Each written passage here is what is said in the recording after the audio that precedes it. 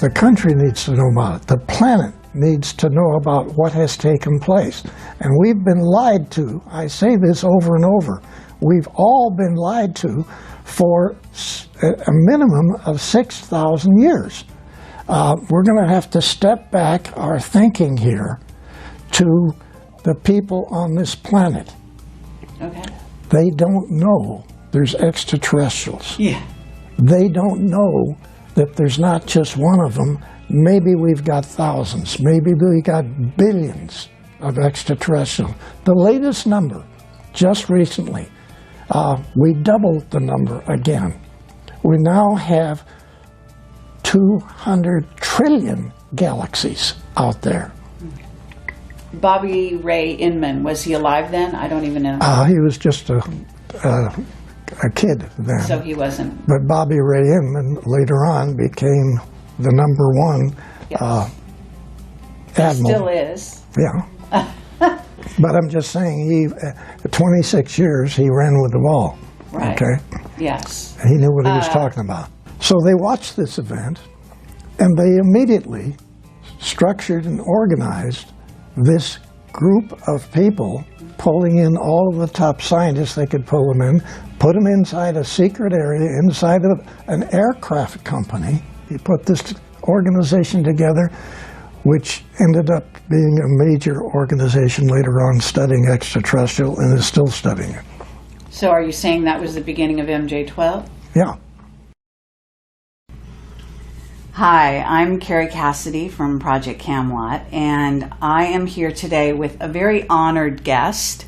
Actually, I should say guest, but Michael Schratt is joining us, and he's going to be helping to ask some good questions to our very honored guest. And this is Bill Tompkins, and he is a phenomenal individual and a very courageous individual.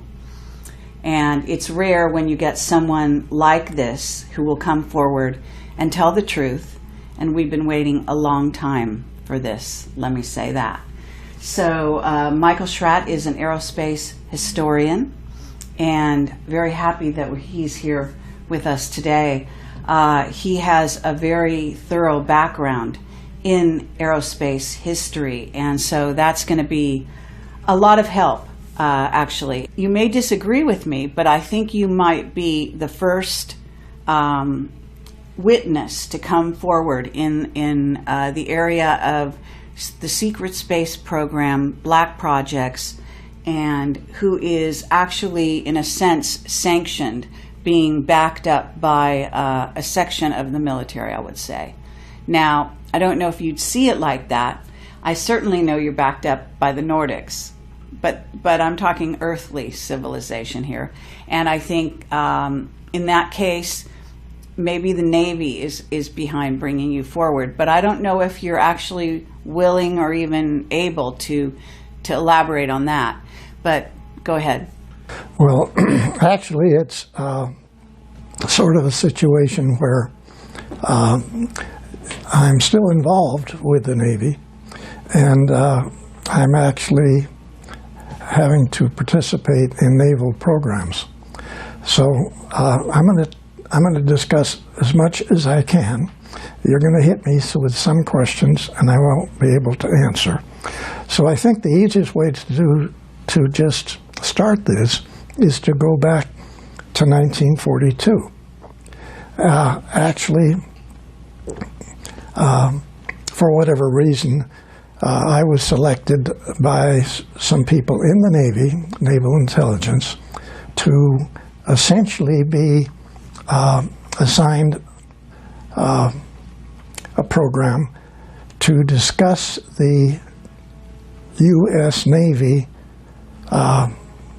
secret space operators who have been operating in Germany, trying to understand the tremendously complicated agreement between the SS and the Draco reptilian group who were assisting Germany.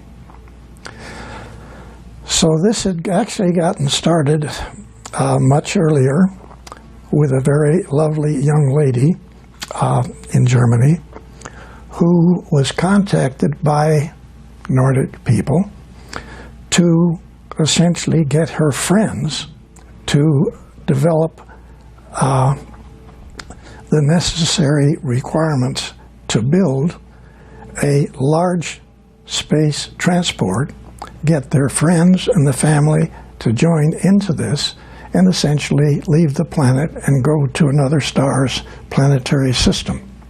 And this is Maria Orsich. That's correct.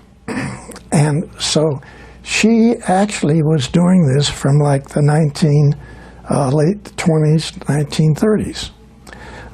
And it ended up in the studies that I got involved in with the information from the operatives, Navy operatives, coming back from Germany into Admiral Ricobata's secret conference room at the top building, Naval Air Station San Diego. He's commander, Naval Air Station San Diego, but he has a hobby, okay? And this hobby is roughly 28, 29 naval operatives who in 1942 and possibly early in 41 were continually going back to Germany and studying all over the different research organizations what it was that the agreement had actually been made with Hitler, the SS, and the Draco reptilian people. Okay, but if this is happening in 41 or 42, the war is not over. The war is still on. But this young lady that we're talking about had been contacted by Nordic people to help her get an organization together with a great deal of extraterrestrial assistance to design a propulsion system, design a vehicle large enough to carry 40,000, 50,000 people, get in this vehicle and leave the planet. Now, the SS was not aware of this. When they found out about this, they took over a group of 1,442 people, which included scientists, it included shoe salesmen, it included farmers, it included top research technicians. All these people were contacted by the Nordic extraterrestrials to assist people in Germany to get a vehicle built.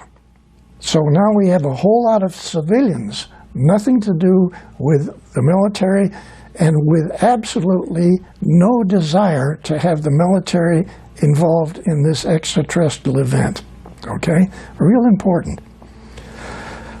When the SS found out what they were doing, they took over everything that she had structured and organized, all 1,443 people. They had been hawking their farms. They had been getting everything they could possibly get in the way of money to design and build massive-size spacecraft transports.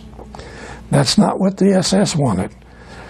So they took over this facility, and they jumped in and grabbed everything. After only 2 months, Hitler made the decision, let her and her organization go ahead with what they're doing. We're going to be working with the Draco reptilian group. So now we have two groups that we can get, and we can cut into them anytime we want. We can take it over again anytime that it was necessary. So actually, they allowed the second time for this group to design and build these spacecraft transports, with which many of them later on, even during the war and after the war, to leave the planet. Some of them went out and came back. They actually had large facilities that they utilized as in underground facilities in Antarctica. The Draco reptilian people had 2 enormous caverns, and I don't want to get off into that subject now. We can talk about it later. But there are caverns all over this planet which different extraterrestrial civilizations have been using, yes, okay, for thousands of years. Mm-hmm. Now, back to the SS. What the operatives found was an unbelievable series of situations that literally, when they gave their briefings to Admiral Ricabata, we also have one at least of 3 other Navy captains in his office at the time of this briefing to sort of set the stage for this. Okay, can I get the year that they did the briefing with Ricabata? 1942. Still during the war? Still during the war. Incredible. Okay. Yes. Yeah. Now, Admiral Ricabata, well, there was a large table. The operative sat on the other side of the table. Admiral Ricabata sat here, I sat next to him, and one of the 3 Navy captains sat next to me. The typist sat at the end of the table. That's the only people that were in there. We always had the same people. Essentially, all of these meetings, all of these disclosure meetings took place at night. The Admiral's aide would wake me up, sleeping in my barracks. He tapped me on the shoulder, and all he said was, "He's here." He escorted me across the facility over to this tall building, which is the command center at Naval Air Station San Diego. There's a small office near the top of this. That's where these disclosure meetings took place. So these operatives then brought back this information, which is, even Admiral Ricabata said, "I don't believe one word you're saying, young man." That came up over and over. Okay, can I ask you the name of the other Navy captain, or are we not to know who that is? Actually, I have to say I can't remember it right now, so that gets me out of it. Okay. Yeah. All right. But I really don't remember. Okay. Okay. But these operatives themselves didn't believe some of the information that they had to bring back, and so all they tried to do, as best they could, is present a package of information. Some of it even had manuals. Okay, some of the manuals were in hieroglyphics. All of the manuals were in German. Then they had photographs taken inside of research facilities in Germany. They had photographs of UFOs. They had photographs of maintenance people working on UFOs. They had photographs inside of the UFOs. Okay, now I want to ask you something, because these operatives, you're calling them operatives, were these regular human beings, and how were they getting access to Germany at this time to get this information? Was this something that they were allowing the Americans to have? What was the relationship? Okay, basically, were they spies? All of these young men were either lieutenant JGs or full lieutenants in the Navy's intelligence. These people were all American-German family people. Mm-hmm. All of these fellas knew Germany. They even knew all the accents in different areas in the surrounding countries. These are beautiful guys who were dedicated themselves to be essentially spies for the U.S. Navy. Okay. Now, this was totally unaware with the Air Force. All right. Everything that I'm talking about is on the Navy side of what took place way back then. Right. Okay? So these operatives would bring back photographs of the different vehicles. They would bring back data, sometimes documents. all in German, and or some of it in what was then considered to be the closest thing was to be essentially hieroglyphics that we found later on underneath the pyramids. Okay? So that's the best description I can give you of what some of the data was. Obviously, this was information that was not given to Germany by extraterrestrials using English language, where otherwise many meetings that took place later on with extraterrestrials, they could give you the information in 10 or 20 different languages. But that's not what we got, okay? So they would actually attempt to tell this panel everything that they were able to find and what was most important. And we then would take that information, and I had 11 or 12 young ladies who could take this information, which the first girl typed, run copies of, and then put together different, what they called packages, which essentially were proposals, okay? These proposals then were then to be disseminated around the United States in secret facilities. Now, I want to make one point very clear here. Actually, what was on the Rinse radio program last night was a document that actually was put together later at Douglas, because Douglas got one of these packages. I personally took it to Santa Monica Douglas as one of the first of 4 top, not aerospace, aircraft companies, which became aerospace later on. Remember, everything that we're talking about here, I don't know how to make this clear. You're trying to decipher, you're trying to understand not just other extraterrestrial people information, but everything that you're getting is totally unreal to every single PhD on the planet. I have to say, people don't realize what took place in 1942 in the Naval Air Station at San Diego. This is unbelievable. And it's not just a statement of unbelievable. You couldn't understand it. When the documents were then taken, and I had to use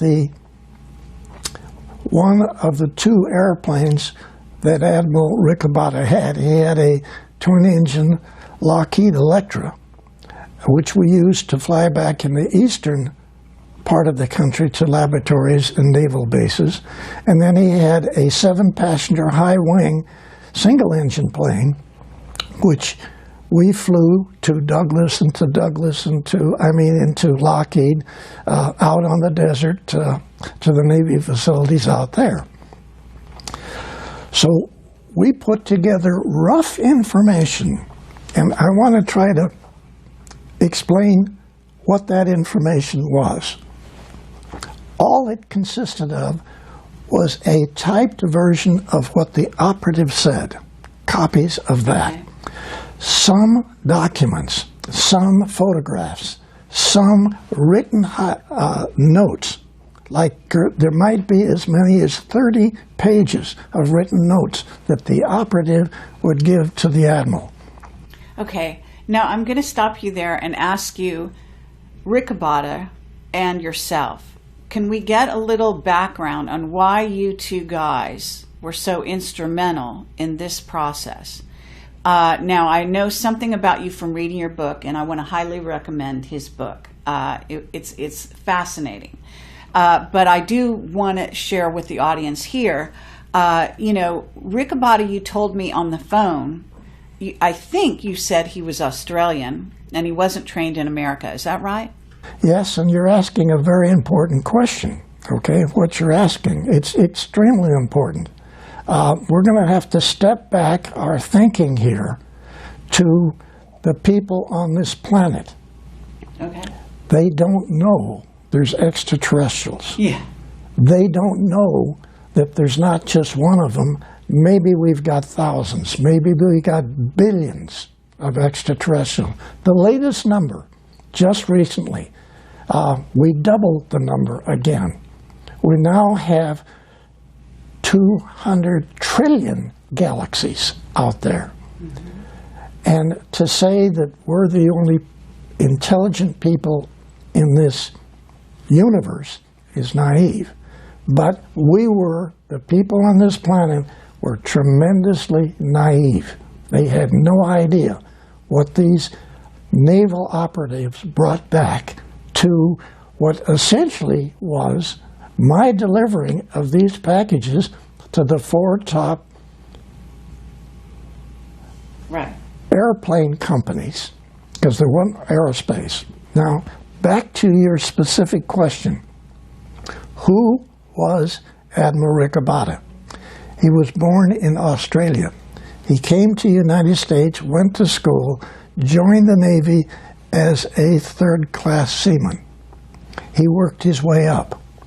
Now, what's extremely important about this is that my mission statement working for Admiral Ricabata was as disseminator of advanced aircraft research. Okay? That was my mission statement working for Admiral Ricabata was a copy of 80% of his statement, who was written by the Secretary of the Navy Forrestal. Okay? The Nordics contacted Forrestal. I'm saying this, you don't believe it, this is what happened. They contacted Forrestal and had Forrestal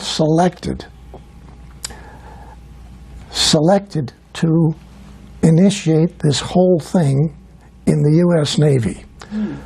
Then Forrestal selects an Australian man, 2-star Admiral Ricabata, to be the one person to disseminate this data that our Navy intelligence found out what was going on in Germany.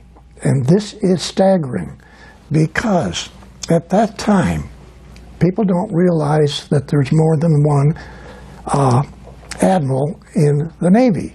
At that time, there was 43 because there's so many areas that need support. Secretary of the Navy Forrestal selected a man who never went to Annapolis. Listen to what I'm saying. Every PhD on this planet, whether they're for science or for medicine, have been given incorrect information for thousands of years about the history of this, not just this galaxy, the universe. They had been given information which was controlled by Draco, Reptilian, and other extraterrestrials not to know what was really going on. So every book in every university on this planet had misinformation about every field, every technical field you can come up with. Okay? Yes. So when the operatives had to carry this out, they were not asked to study these packages. They were directed to study these packages. These weren't requests for proposal. This was a demand factor that this information that got typed up and the information in these packages to all of these research universities, to all of the top Navy laboratories, the facilities out at China Lake, the underground facilities at China Lake, Caltech. Actually, I didn't take the first package to Caltech in Pasadena. I took their first package to the underground facilities out on the desert called China Lake. and it's just north of the Air Force facilities off of Highway 395 out in the desert in California. Right. And I'm saying people don't understand or realize or gasp. They don't get what has happened. And I'm not trying to build a story here. All I'm trying to say is, hey people, hey you guys, everybody that's listening to this program, okay? You people have been told for a minimum of 6,000 years total incorrect information. Yes, from medical, from science, from history, from astronomy, from mathematics, you name it. Everything you've told. yes. It's not. I really appreciate you. Yes. This is a lie. I hear you. It's great. Can I ask you one thing about these operatives who went into Germany to get this information? Did they? We know they were spies from your description. But so they were undercover, so to speak. Yes. And they must have seen the craft with their own eyes as well. Yes. Correct? Yes, absolutely. Okay. So in some cases they were working on the craft even. They actually got on board, got inside. All right. They took photographs inside, stuck them in some place, and managed to be part of the package that was delivered to Admiral Ricabada. Incredible. Now, what do you think? First of all, you're telling me Forrester had contact, and his contact was with the Nordics. They chose him. But was Ricabada in contact? Or you said he sat there and just shook his head and said, I don't believe you. So he was not a person who had had any contact himself. You're referring to Admiral Ricabada? Yes. To me, he was selected, period, by the Secretary of the Navy over all of the standard admirals who had been educated in Annapolis. Because he had an open mind. He had a mind that would not have been controlled by the misinformation that every university on the planet has given. Was that your personal take on him when you met him? No, not when I met him. Later on, this was obvious, okay? But then, who's Billy Tompkins? Why did who selected Tompkins to be on this committee? Right. Because I get pulled out of high school in the first year, halfway through the first year, the Navy pulls me out and puts me through boot camp. And then my orders say, report to Commander so-and-so, Naval Air Station San Diego. I'm only saying, I don't have a doctorate in these degrees that are required for all of these studies. Right. I don't have. Right. But then, my mind wasn't clouded with misinformation like the Admiral. Okay? Okay, but to get back to you, and this, we've got this setting of this conference table, and you're sitting next to Ricabada, and eventually you deliver out all these packages around what becomes the secret space program, but the American. And did you take some to Britain? No. I only took facilities to United States secret facilities. All right. Now, right away, I want to hit you with this, and this is important. Okay. Even the document that was on Rinse Radio last night, it's a Douglas document that was put together inside the secret think tank at Douglas, where I went to work many years after the Navy, okay? Because I worked for Northrop and other people. But when I got into Douglas, they put me in this secret think tank. So that document is called, it's a big thick thing, and it has the Douglas logo on the front of it, and it's called Unconventional Propulsion Schemes, okay? And it doesn't have a confidential stamp on it. It doesn't have a secret stamp on it. Everything that we took, I took. I flew in the airplane, in the Admiral's airplane, to Lockheed, to Naval Air Development Center, Warminster, Pennsylvania. I flew to all the top secret facilities. not one document that was given had classified in any way given to them. Everybody knew it was way above top secret. Yes. No document was stamped. I hear you. Yeah, and I had heard that on one of the other shows. So the idea being that if it wasn't stamped, people wouldn't notice it. They wouldn't make a big deal of it. Yes. It would just pass through hands. If anyone whose eyes caught sight of that document accidentally, they wouldn't see it, Yeah. so to speak. But it's an interesting way to handle the most classified Yes. subject on the planet. Absolutely. Well, actually, quite ingenious, really. So again, but I want to get back to you because here you are. You're a kid at this point. I mean, right out of high school. I'm 18 now. 18. Okay, so you're 18 years old, but they've chosen you. I assume Forrestal and the Nordics chose you. Did you already have contact with the Nordics before you went into this program? Okay, let's go back to February 1942. Okay? Okay. They call it the Los Angeles sighting. What took place, actually, my mom was back east, and my dad, my brother, and I had rented a large apartment in Long Beach and California. And this was in a large home that had been broken into 4 apartments.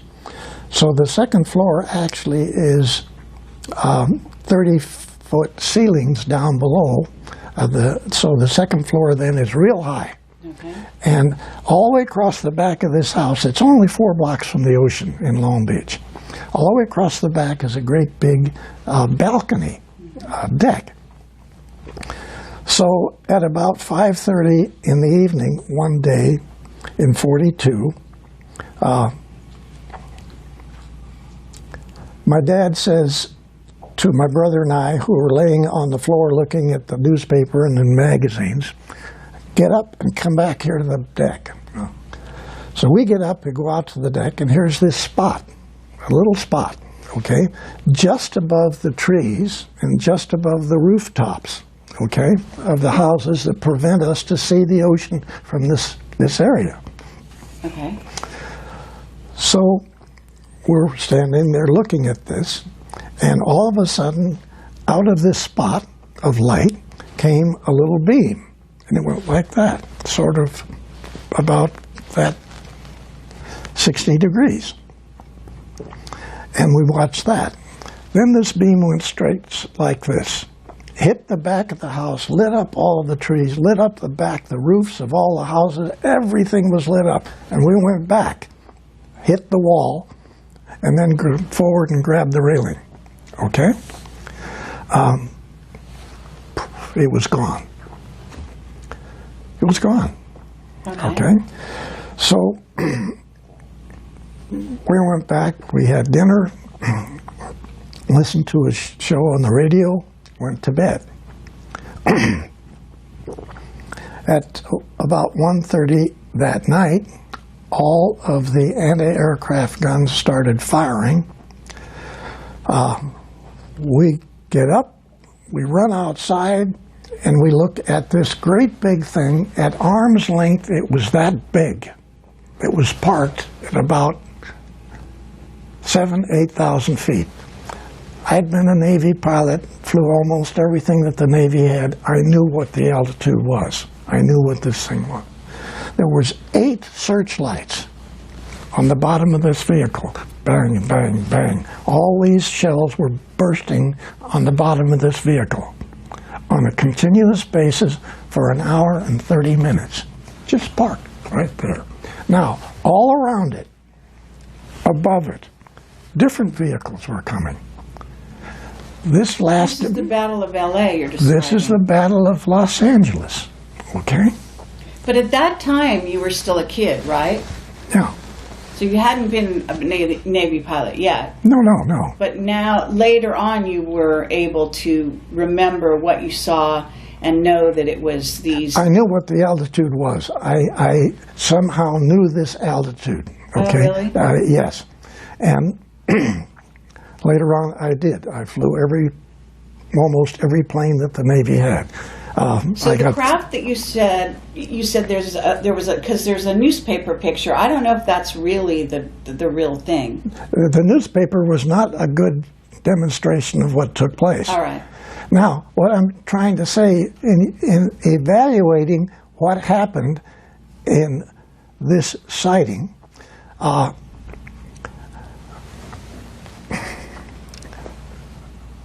you have to visualize dozens and dozens and dozens of different shaped vehicles. This great big one parked right above you, right over Long Beach, okay? Everybody is outside looking at this and watching it. There's vehicles going on both sides of it, there's vehicles above it, and several times, actually the vehicle went underneath and the anti-aircraft gun lights, the searchlights, shined on them and followed them. So this goes on till about 2:30. We get bored. We all go back to bed. Okay? We get bored. Well, hold on. Just wait a minute. Hold on. Okay? We get bored. Yeah. Now, while this is happening, and it goes on until 5 o'clock in the morning, many of the other people outside, okay, outside watching this from the street, stayed up all night long. Yeah. Okay, but better than a movie. Okay, no, wait a minute. Just listen now, on the other side of your planet, at this same time, the Germans were bombing London. Oh, wow. Oh, my gosh. Holy cats. This is February 1942. Right. Okay? Now, we got bored and went to sleep. Now, I want to make a very important point about the Los Angeles event, the sighting. Okay. Nobody got scared. Nobody got nervous. Nobody ran in the house and jumped with the covers over their head, okay? Everybody watched this thing. Nobody got sick. Nobody got real sick, died. There weren't anything of that. The only people that were killed in this were from our own shrapnel. Now, people watched this same sighting, we found out later, from Santa Barbara. People watched it from San Diego. Sure. This is a massive group of vehicles. Now, listen to this analysis. You got to tell me. There's only two ways this could have accomplished what was going on. One, the extraterrestrials vehicle come in over the ocean, okay? Hundreds of them. They go all over Los Angeles. They go to they go to the telescope on Mount Wilson. They make a turn. They either go north or they go south. They fly out to sea, they turn around out over the ocean, and they come back to make you think there's a whole lot more vehicles there than actually there is. They either had to do that, or we watched thousands of vehicles come in over western United States from 1:30 to almost 5 o'clock. Mm-hmm. And they shot at them and weren't able to hit them or destroy them in any The way. shells burst on the bottom of them. They're not bursting on the bottom.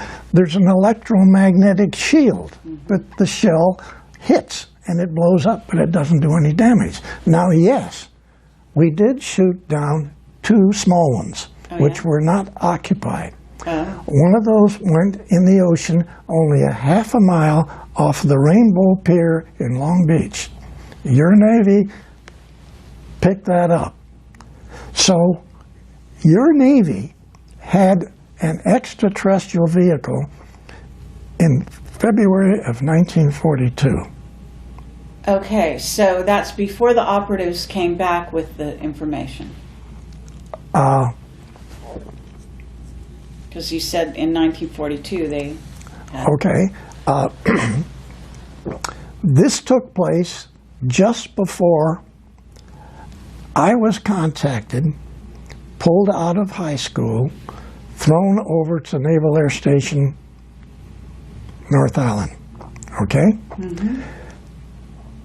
What this says is that a whole lot of people who were involved in this sighting immediately knew there were extraterrestrials. Now, I want to take this a little further. People who watched this sighting, and this is not, there's documents that prove it, but they haven't been released.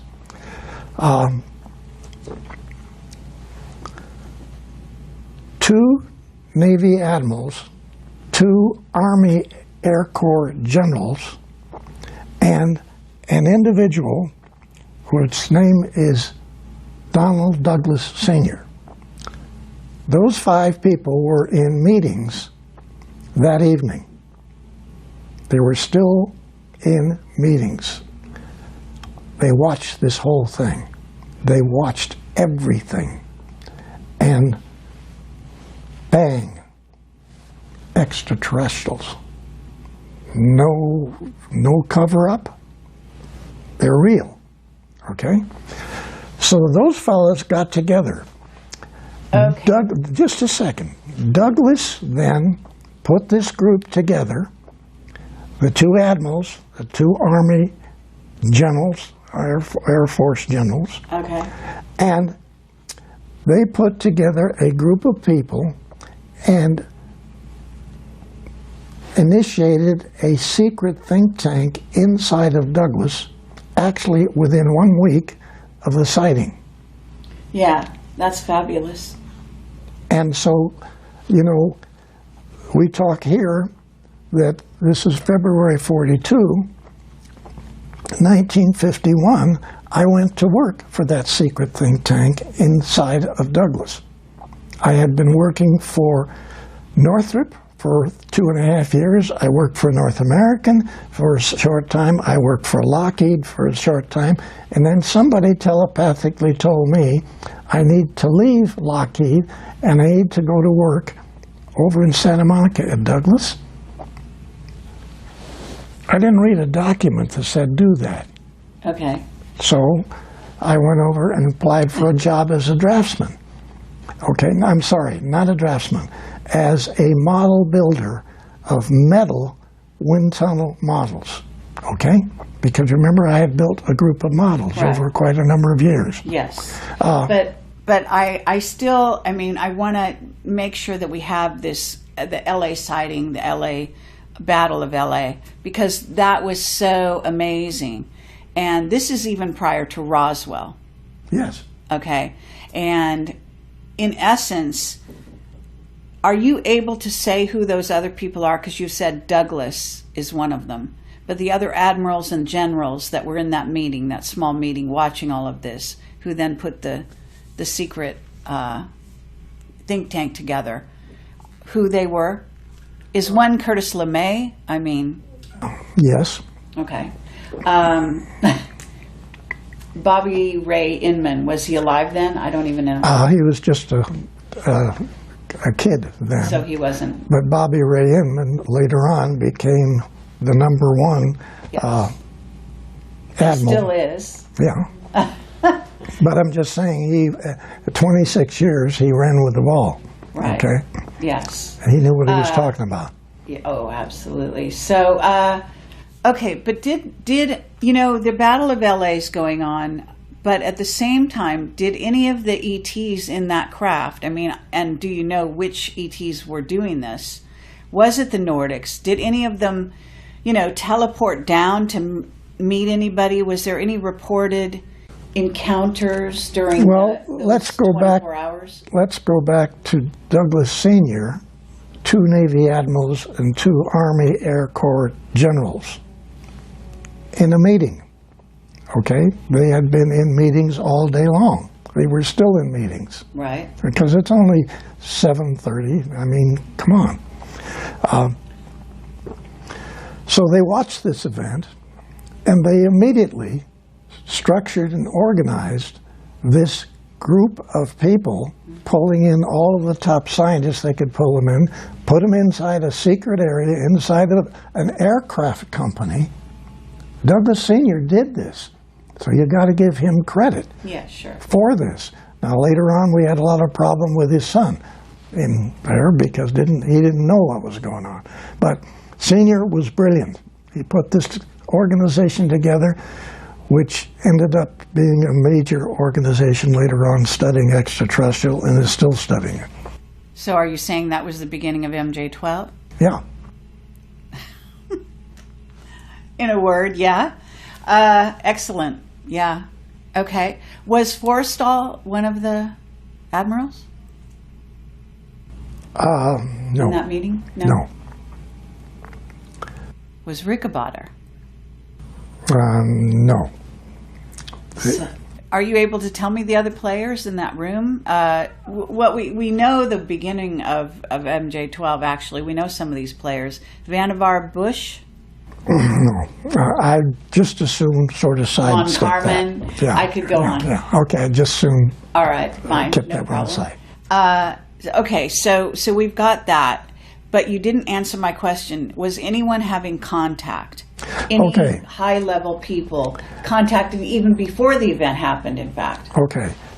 My understanding on this was that nobody came down, nobody talked to the people that were in these vehicles, but probably thousands of people telepathically got information, okay? Okay. So the bells were rung in hundreds and hundreds and hundreds of people. And you were one of them? I just happened to be one of them, I think. I can't prove it, but somehow... Well, I mean, this is a good time to ask you. I mean, are there other guys like you? Because you seem to be one of a kind. Yeah, no, there's a lot of other people. There's a lot of guys like you in this secret space program who were somehow contacted and have had special guidance and knowledge on how to build and what to do. Yeah? Yes. Others. Yes. And have you met them? Really, I've only met three other individuals of what are probably hundreds. Okay. Really? And they're all quiet to this day. Yes. Now, I think one of the thrusts that you probably have, and that many people now are hoping that the disclosure information will get these people to come out and talk about their involvement. Sure. Okay? Right. That's what collectively we're all trying to do. Mm-hmm. Because there's many areas that I don't know about and that I was not involved in, which are extremely important. And those people working in this subject know this. And they're not just aerospace engineers. These are top physicists in universities, okay? Okay. And they're top designers in aerospace companies. And they've had the information put in their head too. But for whatever reason, almost everybody that knows the information has been in some way put in the position that either their family has been threatened, they have been threatened, and they don't want to talk. Okay, well then before we go on, why are you able to come forward? Okay. Who gave you the green light? Okay. I can't answer that. All I can say is that the easiest way for me to say what I'm saying is my association with 3 Nordic people in Douglas on the Apollo program. Okay? I worked with these guys, 2 young ladies and 2 really good-looking Nordic guy. All right. And so working with the 3 of them for 3.5 years on the Apollo program, who all three denied that they were Nordics. But everybody that was anybody in engineering knew they were. Okay? I never said they were. They never said they were. But if you can just try to visualize, I had 170 top engineers on the Apollo program working for me. Okay? I was engineering section chief at Douglas. I had, I guess, worked my way up.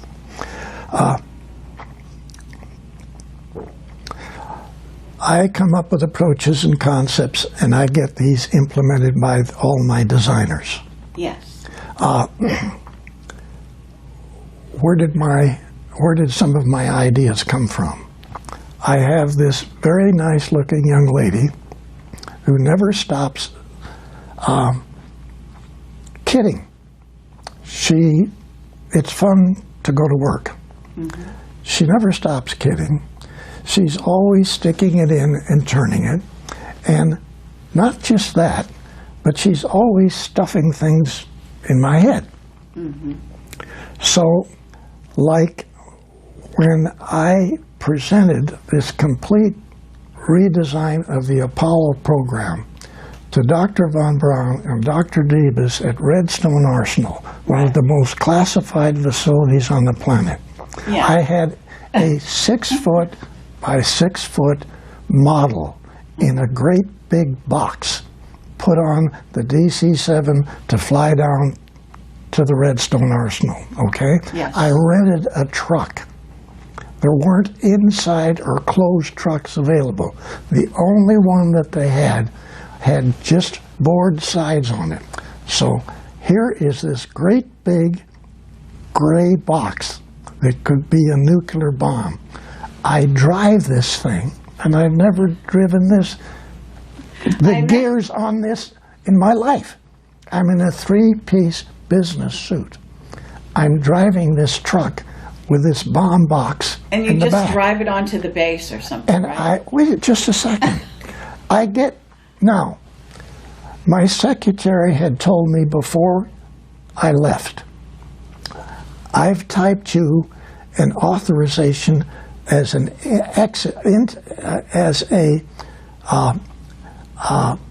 allowance to go on board the base, okay? You're never going to use it, okay? I said, you're gonna get on base and you're not going to have anybody bother you, okay? So yes, I'm driving this truck a long straight road to get to the gates of the base. And she said, I told you before, Billy, telepathically, I'm driving the truck, just keep going. So the gates open, okay? So great. Now, off on the right hand, wait a minute. Great movie. Yeah, okay. Off on the right hand side is this massive parking area for all of these trucks, all of the people to get on base, go through the security checks. It's one of the most classified bases on the planet. Sure. And the doors open, the gate opens, and none of the 4 police guards at the office, they didn't pick up their rifles and come out and start shooting. Nobody did. The rifles just stayed by the front door where they stood. But is this Nordic mind control? Yes. Is it? Yes. Okay. So what are you telling me? You're here because of Nordic mind control today? You know what I'm saying? I mean, is that what's happening? I mean, are these, top admirals who've been in this game now since 42 at least, are they letting you come here because they've been persuaded to do so, or because they've been mind controlled by Nordics to let you come? Okay. I have to say, really, I don't know. And I really don't know. I love that. Okay. That's awesome. Okay. That's awesome. I would say that's probably how you got, actually, I didn't just mean here disclosing, but actually here talking to me, because I'm usually the most dangerous woman out there. I mean, to tell you the truth, that's my reputation. So somebody letting you talk to me, I mean, I know the Nordics are cool with me. So now I know why you're here, because... You just answered it. All right. Okay? Yeah. Now, while we're still not believing the gates to open, I drive this truck through a massive base that's covered with trees. You can't see the sky, okay? You can't see where this tall building is that Von Braun's tower is. Right. I finally get to this. I drive right up. There's 3 levels of steps going up if you come as a guest. But you can go into the back and drive in the back and get in there. So tell me why, you tell me why 4 security guards come down the steps carrying a big rectangular dolly with 4 wheels. Okay? Yeah. I haven't said anything to them. They come over to the truck. Right. I'm out of the truck. They take the boards off the side, lay them down on the concrete. They pick up this model and they put it on this dolly. Why was that dolly available? Sure. I'm asking. Nordic mind control again. Okay. So they carry this big box with the model in it, the command center for launch of Apollo, which nobody in NASA knows even exists. Because remember, that's my concept of what you've watched on TV every time you watched an Apollo mission. That great big facility. Well, we got a lot of questions yeah, about that. but just a second. Our contract on the S-4B stage of the Apollo, the command stage section, okay? Right. Requires us to utilize a open hangar with doors on both ends of it to check out our facility, our stage, and then assemble it on top of a outside assembly area, okay?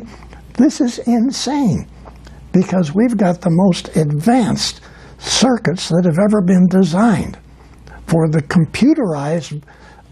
entire computerized operation of Apollo. Because remember, Germany was all mechanical. They did not use computers.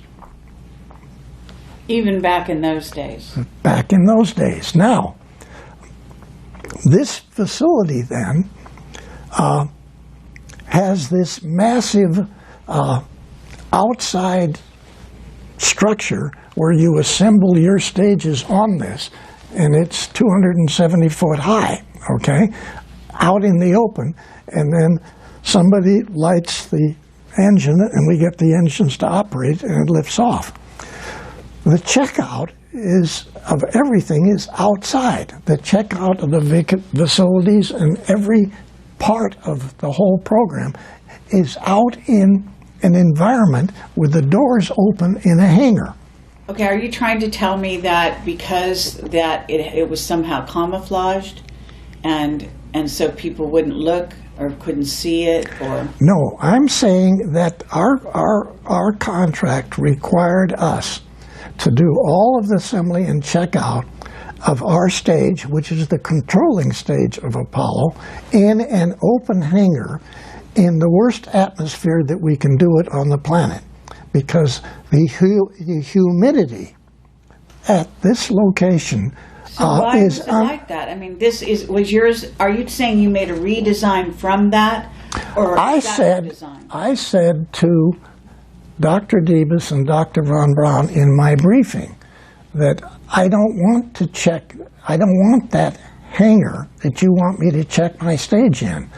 I want, well, first of all, you guys with the V2s in Germany, roughly 68% of the time when you check it out and then you lift it, there's problems with your own V2s. Yeah. So I'm going to check out my vehicle, first of all, in an inside closed area in the vertical position. And I'm going to keep it in the vertical position till I pick it up and put it on top the lower stages.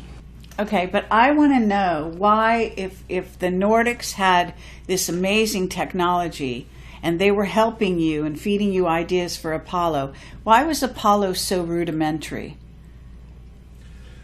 Is there a completely other Apollo that we never saw? Because we know that things happened on the moon once they got there, and you said, you know, and I want to talk about all that. But you know what I'm saying? In other words, you're still talking about this module that has, you know, is basically a rocket. You know, it's like a tin can. Yeah. That's old technology. Why did they let the humans continue with that kind of a design? They could do what you would say would be a partial assistance to a country, and maybe we say they used the United States. Okay? Now, the Germans had been playing with rockets, liquid rockets, for way before World War II, and even World War I. Okay? So they have their command center, the launch center, underneath the ground with concrete above it in a silo, an underground launch silo with a periscope up on top. They can look through. I said, we're not going to do that. I not only want my vehicle checked out in the vertical position and assembled that way,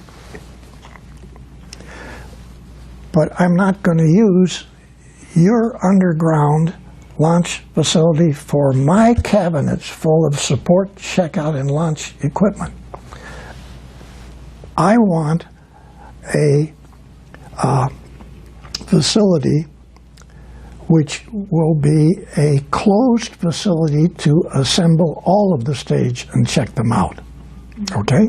So my proposal to Debus and Dr. von Braun was build a vertical assembly building, people. Okay? Oh yes, it will be the biggest facility space-wise of any building on the planet. Who cares? This is what we need.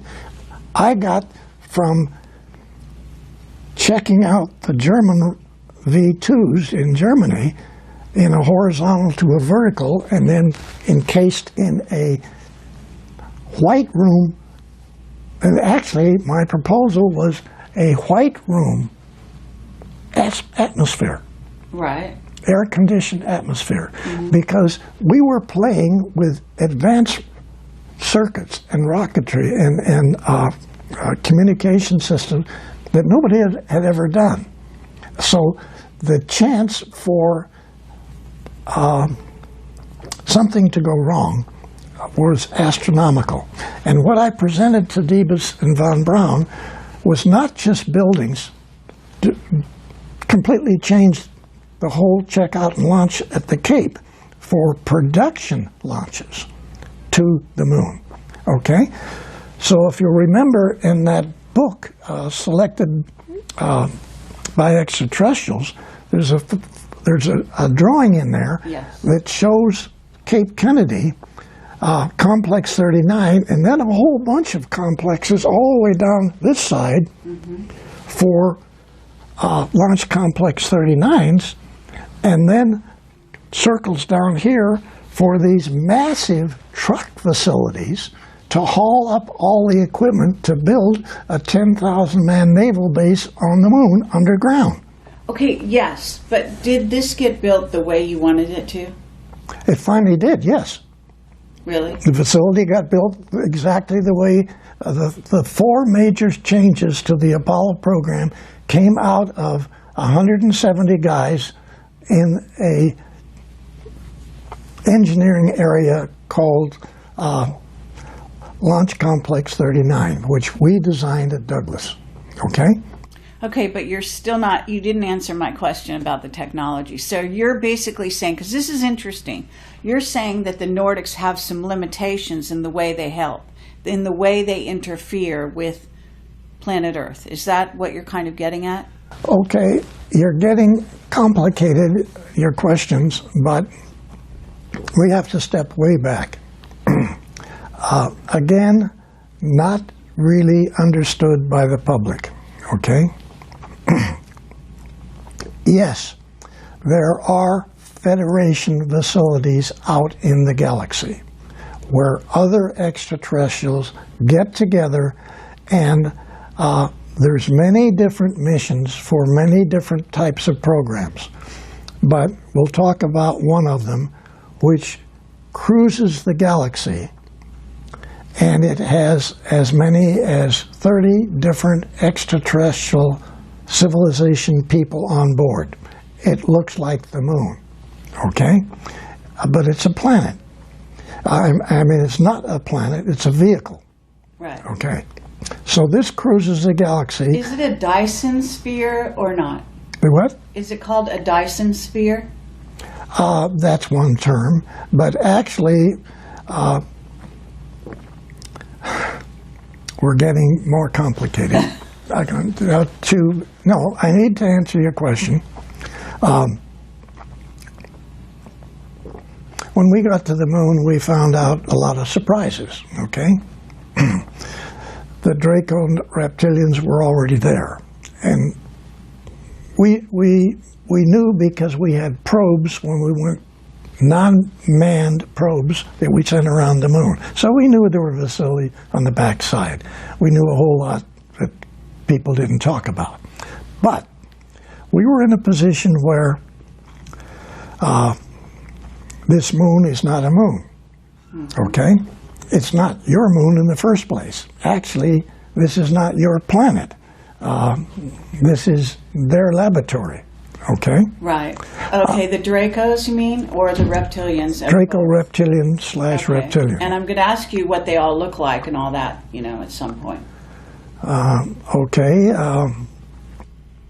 Because I know. Okay, let's get to when it was it Neil Armstrong landed on the moon, and he said that thing that you heard him say, and Michael wants to get real specific about this. So basically there were 7 huge craft there, and you said on one of the shows out there, you said that the reptilians actually showed up beneath their craft and they gave the finger. Okay, they were parked around the side of the crater. Yeah. Okay, they were not parked on it; they were floating above it. Okay, yeah. So there were hundreds of these 9-foot reptilian guys standing with their legs. Hundreds. Yeah, they were all the way across underneath their vehicles. Okay, standing so on the crater. Feet, and what do they look like?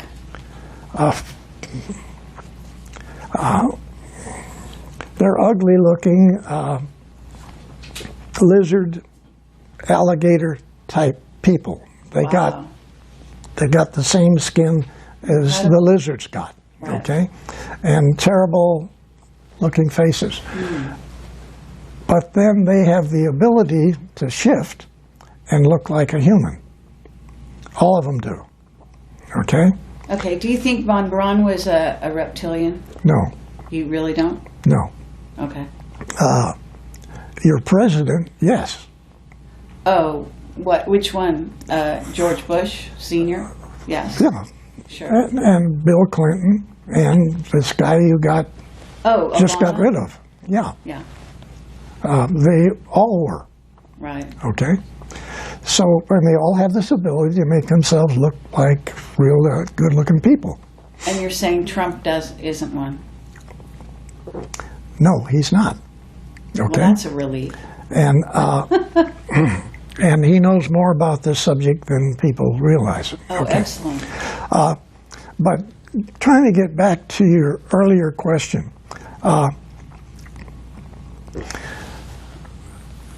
these groups of extraterrestrials who work together but are at war with other extraterrestrials, okay, have these vehicles that look like a planet. Right. Like our moon is a vehicle. It's a command center for this arm. The easiest way to look at this is to put your arm out like this and you be the center of the galaxy, all the way out to here. There's 4 arms on our galaxy. One of those arms has a place here which is called planet Earth. You're not downtown where all the action is in the galaxy. You're out here.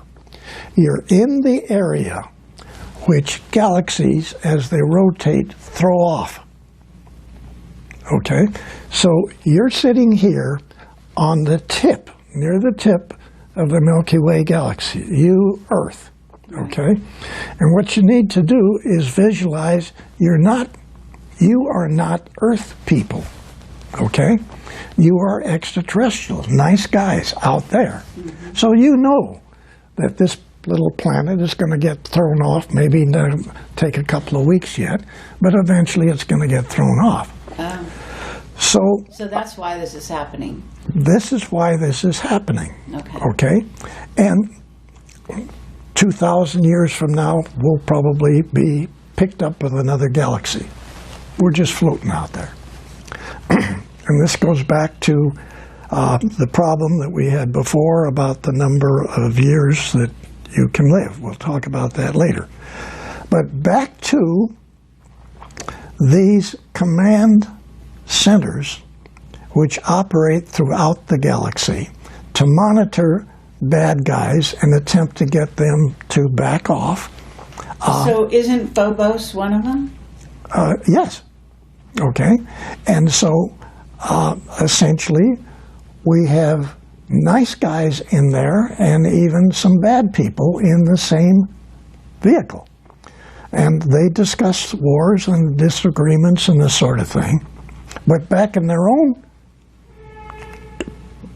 planetary part of the galaxy, they may be at war with 2 of the same guys that are in this together. So this is like a center of information, sort of like a group of people who are trying to get along for certain specifications or certain events.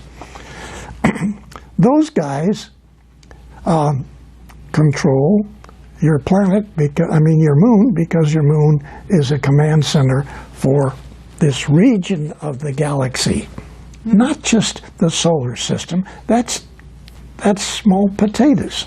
Okay, the thing that's sitting right in here, which is you call your moon, okay, is a massive control center for this whole part of the Milky Way galaxy. Okay, wow. Wow. Wow is right. Well, what about Saturn? I thought Saturn was more like that. Saturn has large facilities on it too, but those are other agendas for other people, okay? Some of which we have, okay? Because we have mining companies. Let's take North American Aviation. Sure. Los Angeles Airport. That's where North American Aviation is, okay? Uh-huh. And you've seen on my block diagrams that are in my book what systems engineering really is, what controls the secret think tanks, okay? Instead of a book or a document to do this, I came up with block diagrams. We have to have one of those. We're going to need one of these, and we're going to need this for just the start of the program. As we get into this, we're going to change the phases of it into 4 different phases: concept phase, definition phase, acquisition phase, and operational phase. So now that's a 10-foot long piece of paper that's a foot high, and it has every single block diagrams that are required to initiate that space program. Okay?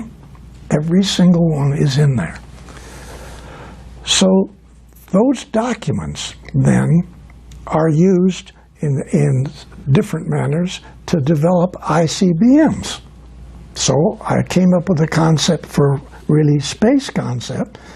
The military then used those for development of ICBMs and other weapon systems. The initiation of that is to understand the our position on our association with extraterrestrials. That's what the block diagram is for. All these events that have to take place to interface with extraterrestrials. What do you mean? Okay, that's very complex, what you just said. It is very complicated. So you're talking about yourself having a diagram, having been the person who creates a diagram that the entire, sort of maybe all the militaries are going to follow, that's going to diagram out our relationships with these with the rest of the ET we've races? used what turned out later to be a standard requirement, this block diagram thing, for every weapon system that any of the military has, whether it's Air Force, Navy, Marines, doesn't make any difference. Your company designing whatever, go back to the Pentagon and you propose a weapon system. You're going to have to be, if you get that proposal, you're going to have to be controlled by this 375 document, which I came up with for the Apollo program, and I submitted that to Von Braun, and that was one of the 4 programs of changing the entire NASA program. Okay? So the first use of this was for ICBMs. I took that system and defined the entire Apollo program and the missions, because they had several missions.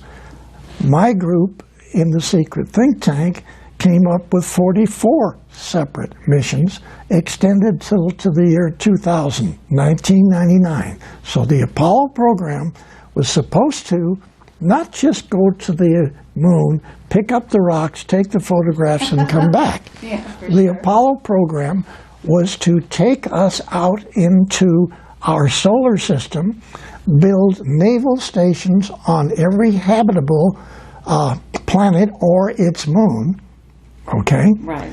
And then the next phase was to go to the 12 closest stars, Alpha Centauri being the first, put naval stations, bases on all of its planets, except we stopped that one because it had 2 suns and the radiation factor was not, we couldn't do it. But 11 other stars, the 11 closest stars to you, okay? And you're saying it's been done? And I'm saying that's what we plan on doing. Okay, you planned starting with Apollo. And you that is the Apollo mission. No, that is the Apollo mission. Oh, that's just Apollo. Okay. Did it happen? No. It got stopped, right? Yeah. And it got stopped by the reptilians. Yeah, they said, no. Okay, now this diagram that you're saying, this block diagram that is the militaries are all following, it basically is, in a sense, your design initially. It came through you. But it must have been downloaded to you somehow from the Nordics, okay, saying what Earth people were going to be allowed to do. Is that what it's saying? Okay. What kind of weapons they could or couldn't build? It was not for weapons. It was for us, and actually that's in my book. Right. It was for us to go out into the galaxy. Everything that's necessary to build a transport or a vehicle. Go out in the galaxy, have communications with other extraterrestrials out there, and set up businesses with them. Right. Maybe we could mine stuff for them. Maybe we had certain materials they don't have. We could market these. Okay. They may have things that we want to buy. Set up communications with other civilization people out in the galaxy. That's what the first block diagram was for, and that's what the mission was to have originally been, what we recommended. Okay?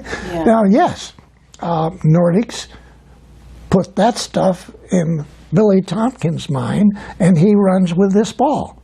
Okay? But you've got it in the book. I mean, that's what our thrust was. It was not military. Then the military picks up this document, and they run with that of every military program anybody wants. Okay, but when you say the military picked it up, I mean, here you are kind of almost embedded in the military. You're dealing with von Braun and Diebus. Now, they're Germans. Yeah. Okay? So there is some kind of interaction going on between still Germany, the U.S., and then Project Paperclip. Yeah, bringing right. over all the Nazi scientists. Yes.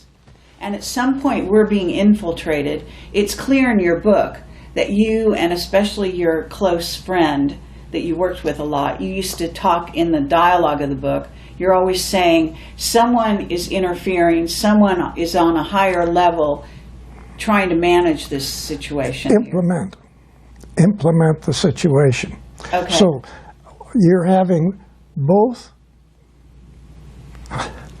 white hat guys out there, okay, and we got black hat guys out there. And they're both influencing us. And they still are. They have their agendas. And they still are, yes? Yes. Yeah. As we're talking, they're still doing this. Yes. Okay? It hasn't stopped. Okay, before we continue, and I want to take a short break, I'd let you drink some water. I don't want to leave this subject where Michael can ask his question, that he has, make sure that he got his question answered about, again, back to Neil Armstrong on the moon and the 7 huge craft and all the reptilians standing there. You wanted to ask a question. Yeah. So. I just wanted to back up for just a quick second. When Bill talks about classified documents not being stamped, that's absolutely correct, because that is the procedure that Kelly Johnson followed at the Skunk Works in Burbank. When they were doing the F-80, the U-2 spy plane, the A-12, and the SR-71, none of those documents were stamped top secret. That was per Kelly Johnson, so you're absolutely correct about that. Crazy, but yes, you're right. Yeah. So, Bill, are we to believe then that you are the genesis of the vehicle assembly building at the Kennedy Space Center? You're the genesis for that idea? Yeah, but that actually is for the NOVA program. Okay. Okay, NOVA vehicles. In the book, I think there's 7 of them in the one picture. You see 7 different types of NOVAs. You see the Apollo vehicle, it's over in the corner, it's a little tiny thing. Then you see these great big things that are 10 times the size of Apollos. Okay, those are all trucks. They're trucks to haul up boring machines for the moon, to bore into the moon, to find areas where we can do our construction of a 10,000-man naval operation and research base on the moon. That's what our Apollo program first phase is. Not just go to the moon and pick up the rocks. We were going to the moon to a program that actually operated, this is 1963, it was operational till 1999. Okay, the moon, the Apollo moon program. Okay, so all these. It got stopped, and then it continued. I mean, it went black, I guess, is what happened. Yeah. But do you want some water? Yeah. Does anyone else want to take a short break?